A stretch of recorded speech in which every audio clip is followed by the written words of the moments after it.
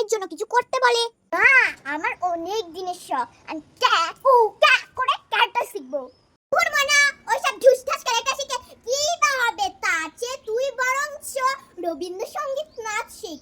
মেঘের কোলে রোদ এসেছে, বাদলে গেছে টুটি, আহা আহা আহা। কিছুক্ষণ পর, এই একদম না, আমি তোমার বাড়ির সামনে নোংরা ফেলেছি না তুমি আমার বাড়ির সামনে নোংরা ফেলেছো? তুমি তো আমার বাড়ির সামনে নোংরা ফেললে আগে। এই তুই একদম চুপ কর, না হলে না বিচ্যুতির পাতায় না তোর পোন্দা খোকো দেবো, তখন তুই বুঝবি মজা। সারা পাড়া হো হো হো করে ছুটে বেড়াবি। তোকে দেখাচ্ছি মজা, দেখাচ্ছি দাদা। মানা, এই মা। হ্যাঁ মা, বলো।